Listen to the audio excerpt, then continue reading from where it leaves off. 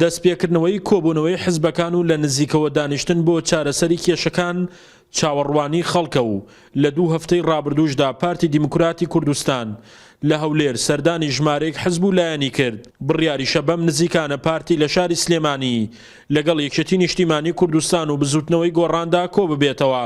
ئەندامێکی سەرکردایەتی یەکێتی نیشتیمانی کوردستانیش ڕای دەگەیەنێت وەکو یەکێتی پێشوازی لە هەر دەست پێشخەریەک دەکەین کە ببێتە هۆی ئاشتەوایی و چارەسەری کێشەکان لە کوردستان. ئێمە وەکو یەکێتی نیشتیمانی کوردستان لە ڕاستیدا لە سەرەتای سەرهەڵدانی ئەو قەیرانەی دوایی هەمیشە تاکیدمان لە چارەسەرکردنی کێشەکان لە ڕێگەی گفتوگۆ کردوێتەوە. هەرچەندە دەستپێشخەرەکان درەنگ وەختیش بن، بەڵام بێگومان هەر جۆرە دەستپێشخەریەک بۆ تجاوزکردنی ئەو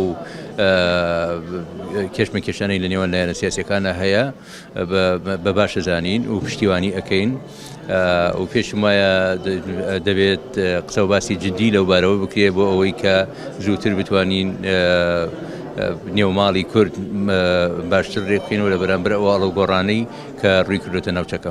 هەر سەبارەت بە سەردانی پارتی بۆ سلێمانی و گرێدانی کۆبوونەوە لەگەڵ یەکێتی و گۆڕاندا ئەندامێکی ژووری توێژینەوەی سیاسی بزوتنەوەی گۆڕان دەڵێت دانیشتنەکان گرنگن، بەڵام بەو مەرجەی پارتی سازش بۆ لایەنەکان بکات.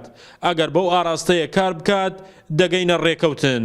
بە پێچەوانەی ئەمەش کۆبوونەوەکان هیچ بایەخێکیان نییە. ئەگەر تەماشاوانی پێشووترمان بکەین کۆبوونەوانە بەداخەوە هێزە سیاسیەکان بە تایبەتی پارتی دیموکراتی کوردستان ڕۆڵی لەوەی هەیە کە سەرکەوتونن. بۆیە ئومێد دەکەین ئەم کۆبوونەوانەی کە تازە دەستی پێکرۆت و دەرەنجامیە بێ، بەڵام بەبێ سازشکردنی پارتی دیموکراتی کوردستان لەسەر ئەو هەڵوێستانی ڕابردووی هەیەتێ بە بڕای ئێمە هیچ دەرەنجامێکی باشی نابێت.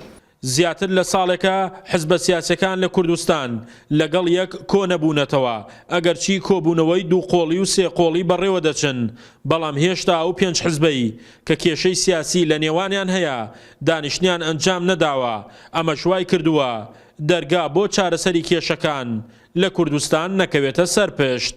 شاخەوان محەممەد، کورتسات نیوز، کەلار.